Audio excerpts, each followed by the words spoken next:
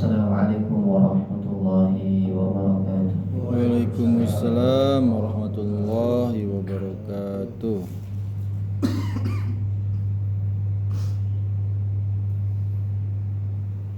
Alhamdulillah, alhamdulillahilladzi bi ni'matihi tatimmus shalihat. Wassalatu wassalamu ala nabiyyina Muhammadin wa ala alihi wa ashabihi wa man tabi'ahum bi ihsani ila yaumiddin. Qala Allah azza wa jalla, ya ayyuhalladzina amanu taqullaha haqqa tuqatih wa la tamutunna illa wa antum muslimun. Jamaah salat subuh yang dirahmati oleh Allah Subhanahu wa taala, marilah senantiasa kita bersyukur kepada Allah Azza wa Jalla atas segala nikmat dan karunia-Nya, hingga Allah Subhanahu wa taala masih memberikan hidayah pada setiap hati kita untuk senantiasa meningkatkan keimanan dan ketakwaan kita kepada Allah Subhanahu wa taala. Salawat dan serta salam marilah kita aturkan kepada junjungan Nabi besar Muhammad sallallahu alaihi wasallam serta keluarga, para sahabat serta setiap umatnya yang istiqamah di dalam sunnah baginda sallallahu alaihi wasallam. Tidak terasa kita sudah meninggalkan bulan suci Ramadan kurang lebih 2 pekan. Hari ini bertepatan pada tanggal berapa Syawal? Berapa? 17. Insyaallah. Berarti masih ada 13 hari lagi untuk melaksanakan satu amalan yang menjadi kesempurnaan dalam ibadah puasa kita di bulan suci Ramadan, yaitu berpuasa 6 hari di bulan Syawal. Kalau kita melihat bulan di malam hari, kita telah melihat bulan itu telah melingkar secara sempurna, yang menandakan telah memasuki fase pertengahan bulan. Ya, makanya kita kenal dengan puasa Ayyamul Bid, itu adalah puasa putih, ya, di mana bulan itu melingkar dan terang secara sempurna. Nah, maka jangan sampai ada di antara kita yang melewati satu amalan yang begitu agung, ya, sebagai bentuk tidak melupakan setiap amalan yang kita kerjakan di bulan suci Ramadan.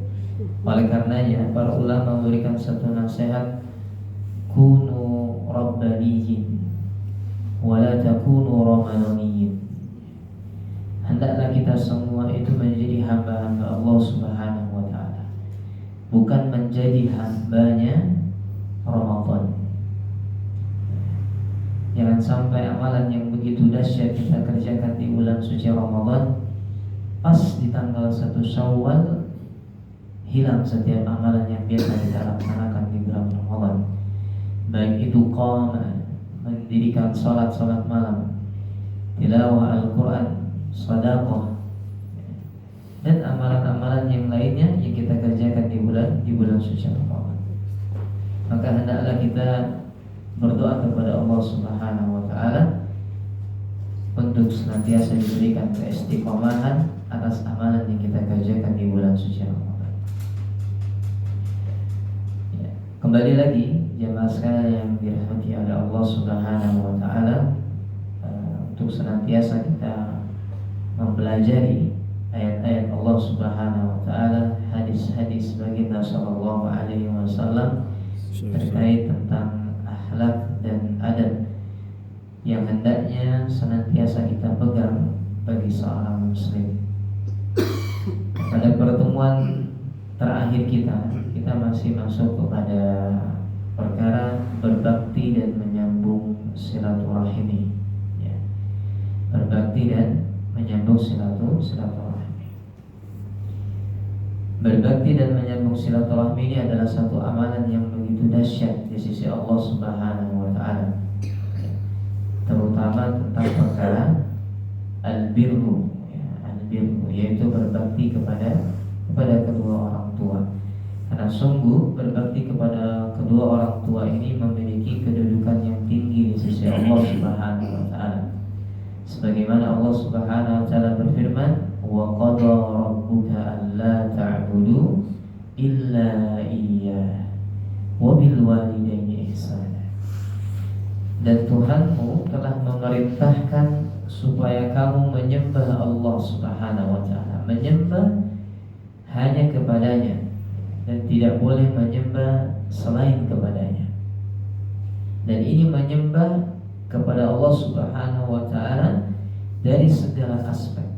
Kita meyakini bahwa Allah yang menciptakan, yang menghidupkan dan mematikan, yang melaksanakan segala bentuk takdir pada setiap hambanya.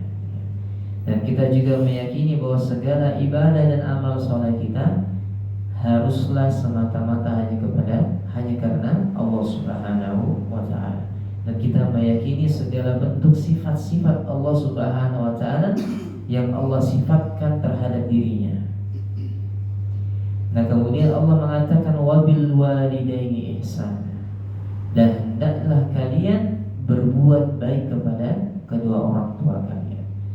Setelah perintah akidah yang Allah berikan kepada hambanya, Allah tidak menyebutkan aqimus shalah, dirikanlah salat, wa ta'itiz zakah atau menunaikan zakat, wa shaum Ramadan atau melaksanakan ibadah puasa di bulan suci Ramadan, apalagi wal hajj baiti man istata'a ilaihi sabila atau melaksanakan ibadah haji bagi setiap diri kita yang mampu. Tetapi Allah mengatakan wa bil walidaini ihsana, setelah Allah mensifatkan dirinya menjadi satu-satunya zat yang berhak disembah untuk melaksanakan kebaikan kepada kedua orang tua. Kata para ulama, inilah menunjukkan begitu penting dan dahsyatnya seorang hamba itu untuk bakti kepada kedua orang tua. Maka hendaklah kita yang memiliki orang tua untuk senantiasa berbakti kepadanya. Dan perlu kita ketahui, bakti kita ini kepada kedua orang tua bahkan tidak didasari pada akidah, tidak didasari pada akidah yang sama, ya.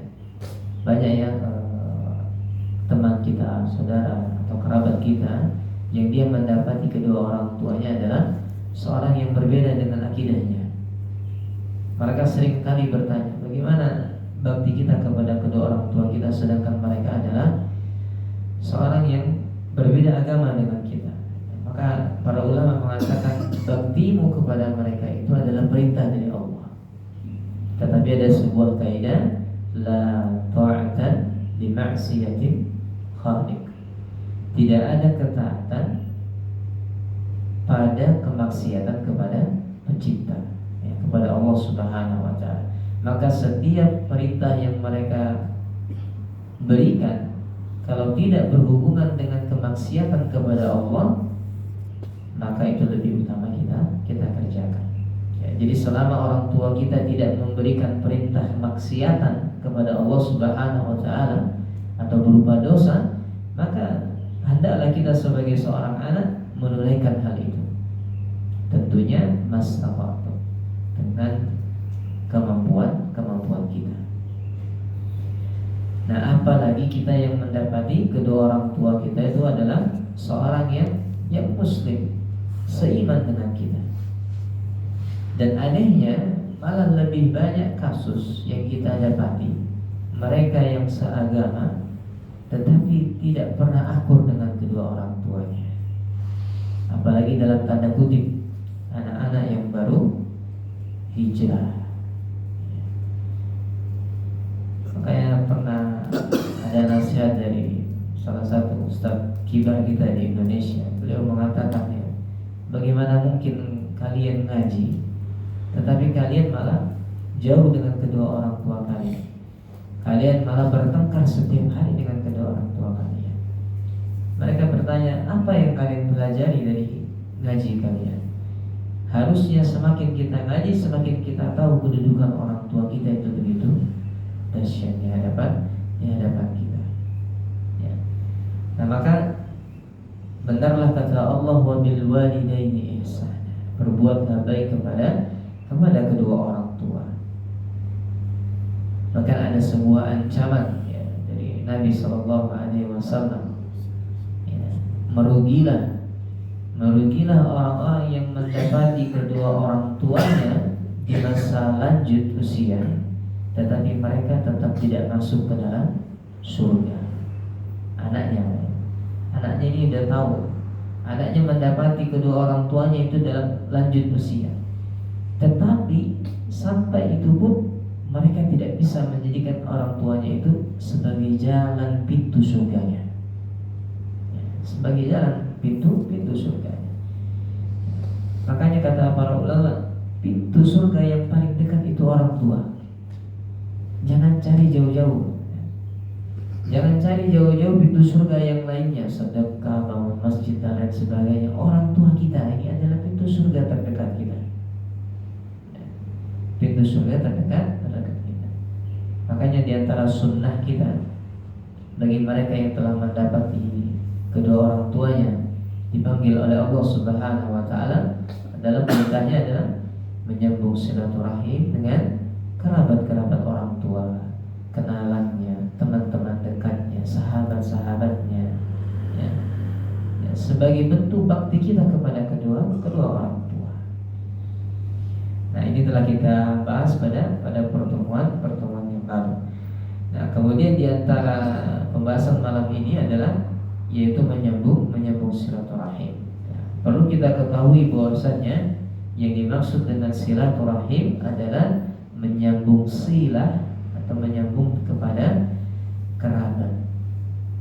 Ya, menyambung kepada kerabat. Kerabat ini yang maksudnya adalah kita yang memiliki hubungan kekeluargaan. Paling tidak kita mengetahui siapa saudara ayah kita, saudari ayah kita, saudara ibu kita, dan saudari ibu kita, agar kita bisa menyambung silah kepada mereka, ya, menyambung silah kepada mereka. Nah maka kerabat bisa diklasifikasikan menjadi tiga. Ya. Yang pertama adalah kerabat dari asal, ya, keluarga istri, termasuk di dalamnya adalah ipar, mertua dan sebagainya. Ya. Kemudian ada kerabat sepersusuan, ya, seperti saudara sepersusuan. Ya. Mereka yang waktu kecil, ya, dalam bahasa agama kita disebut dengan rawah, ya. Waktu kecil mereka disusui oleh ibu kita, ya, minimal sebanyak selama 2 tahun. Selama 2 tahun. Kemudian kerabat dari jalur nasab, ya, yaitu kerabat yang memiliki hubungan darah, ya, saudara kandung, kakek, nenek, ya, paman, tante, ya. Nah ini semua adalah keluarga dari nasab kita. Makanya kami di keluarga itu sudah mencoba untuk membuat satu grup. Jadi grupnya itu grup atas nama nenek dari jalur ibu. Kemudian yang satunya adalah keluarga keturunan nenek dari jalur ayah. Ternyata kita dapati itu keluarga luar biasa. Ada yang dari Malaysia sudah merantau dan kita baru tahu saat itu. Ya. Untuk apa? Karena ini bagian dari sunnah kita. Ya. Untuk menyambung silah. Jangan sampai kita ketemu di jalan berselekan, gitu kan? Gak taunya keluarga, Pak, kerabat, gitu. Gak taunya keluarga. Nah maka hendaklah kita sebagai seorang muslim untuk menyambung silah kepada kerabat kita. Ya. Makanya kata salah seorang ustaz itu, kalau bukan kepada kerabat atau keluarga itu disebut dengan menjalin ukhuwah.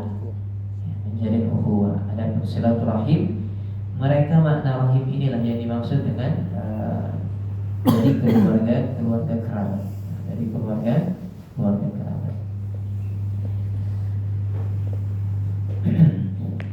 Jemaah sekalian yang dirahmati oleh Allah Subhanahu wa taala, menurut sebagian pendapat yang wajib untuk disambung silaturahmi adalah kerabat-kerabat yang memiliki hubungan mahram dengan kita, baik mahram dari sisi laki-laki maupun perempuan. Nah, ini banyak yang belum kita ketahui tentang apa saja sih atau siapa saja sih yang termasuk dalam bagian mahram. Kalau dulu, bahasa dulu itu muhrim, Pak. Sebagian orang menyebutkan muhrim. Nah, padahal dalam sebuah kaidah bahasa Arab itu yang dimaksud dengan muhrim itu adalah orang yang melaksanakan ihram. Orang yang menggunakan pakaian ihram. Nah, orangnya itulah yang disebut dengan muhrim. Ya, dia menjadi kata benda, ya, muhrim. Orang yang menggunakan pakaian ihram. Nah, sedangkan mahram secara bahasa adalah yang diharamkan. Nah, secara istilah mahram itu adalah orang-orang yang diharamkan untuk dinikahi. Nah, yang diharamkan untuk dinikahi. Nah, jadi jangan terbalik lagi. Ya, meskipun secara bahasa Indonesia kalau dia sudah diserap, maka ya sah-sah saja kalau dibilang muhrim itu adalah mahram. Tapi secara kaidah bahasa Arab, muhrim itu adalah orang yang melaksanakan ihram atau yang memakai baju ihram, sedangkan mahram itu adalah orang yang diharamkan untuk dinikahi.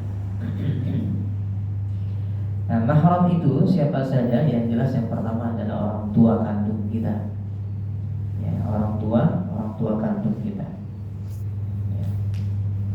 Ya, mahram bagi putri dan putranya, putra dan putrinya. Kemudian saudara laki-laki dan saudara perempuan kandung kita, sudah jelas Pak, ya. Tapi diingat Pak, ya, kalau kita punya anak laki-laki dan anak perempuan, meskipun mereka mahram, tetap ada batasan. Ya, tetap ada batasan yang boleh dilihat oleh laki-laki kepada perempuan atau perempuan kepada laki-laki. Kalau ke perempuan minimal adalah tempat biasanya perhiasan itu terlihat. Perempuan tuh biasanya perhiasannya di mana aja, Pak? Tangan, ya, misalnya gelang, anting, atau kalung. Ya, itu yang biasa terlihat saja. Selain daripada itu, saudara laki-lakinya tidak boleh melihatnya. Kalau dia sudah masuk balik. Ya, jadi jangan dibiasakan ya anak perempuannya ini kalau keluar kamar itu celana pendek, padahal dia punya saudara laki-laki. Ya, jangan dibiasakan. Makanya laki-laki dan perempuan dia dipisah kamarnya.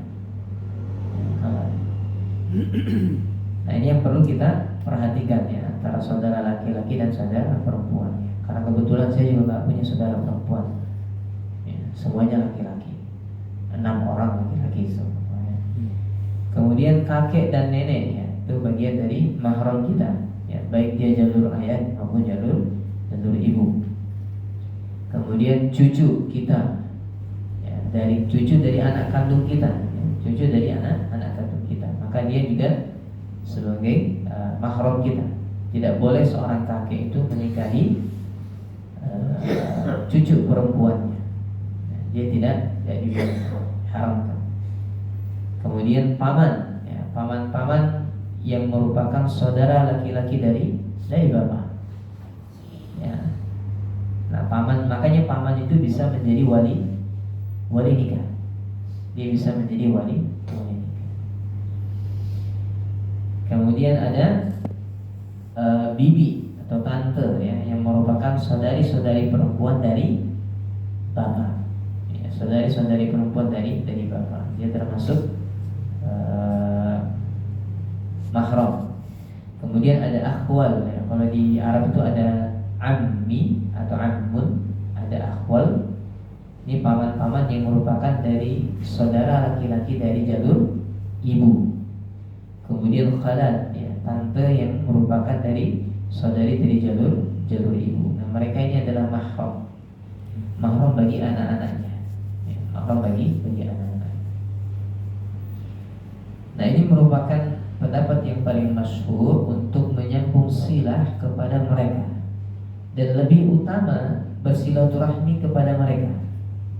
Ya, jadi ketika Lebaran itu yang paling pertama harusnya adalah acara silaturahmi kita, keluarga besar kita.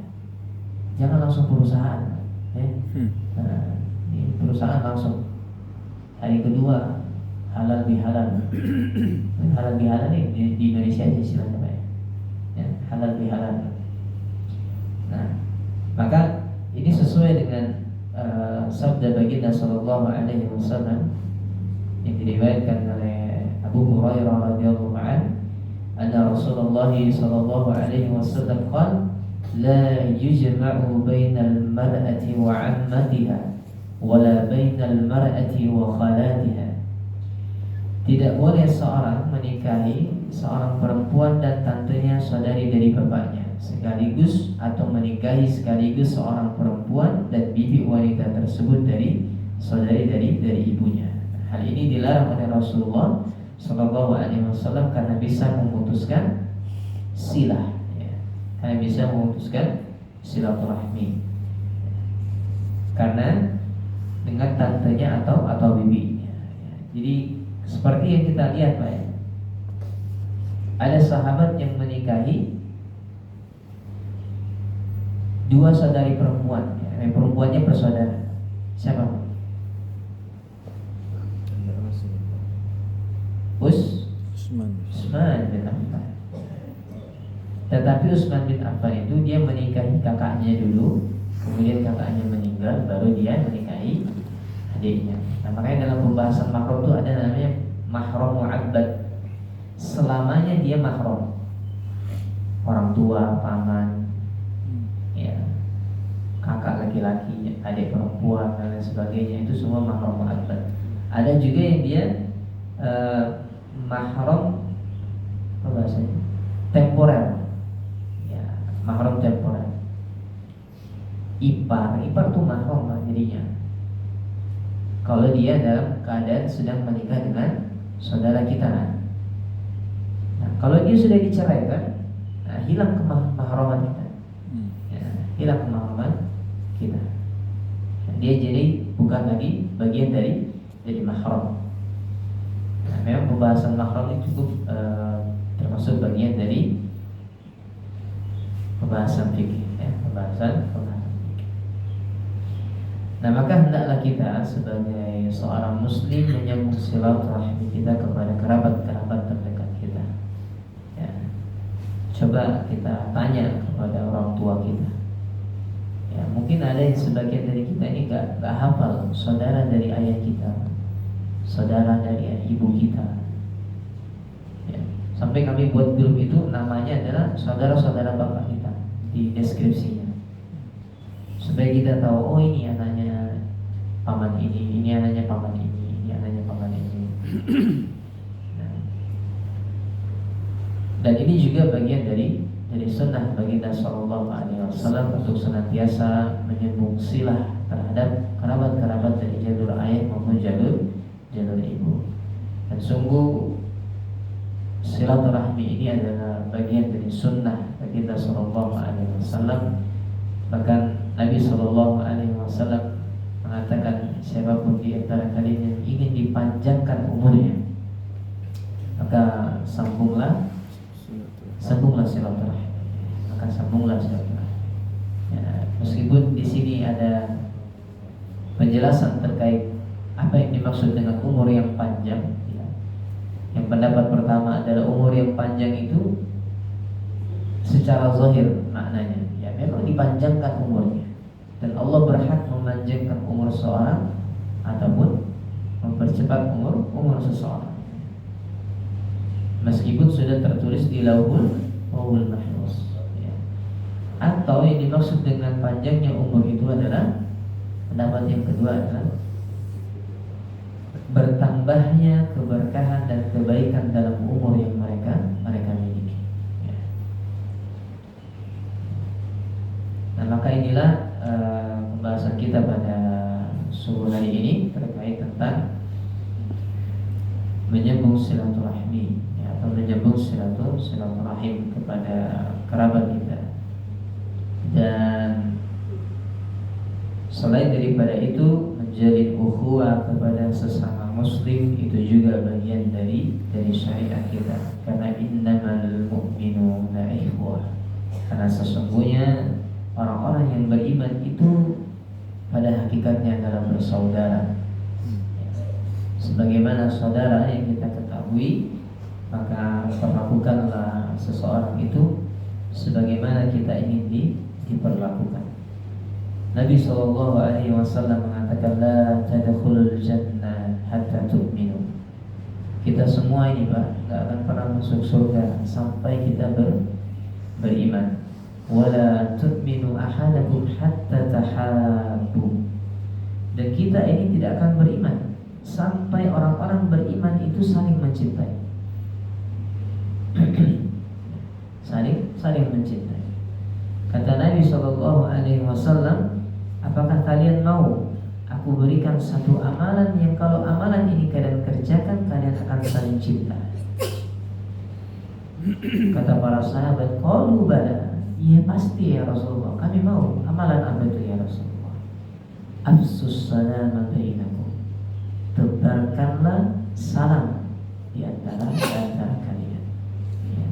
Hanya dengan satu amalan yang kecil, yaitu menebarkan salam. Ya. Maka kita buat satu konsep dari hadis tersebut, dari salam menjadi cinta, dari cinta iman sempurna masuk ke dalam surga. Berawal di salam, berujung di surga. Satu amalan yang kecil aja.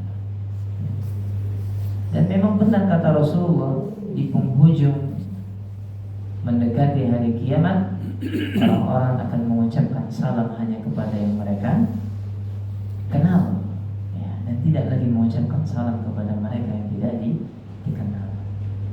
Ya. Kalau di Indonesia ini kita nggak perlu takut sebenarnya salah orang mengucapkan salam, karena kita mayoritas.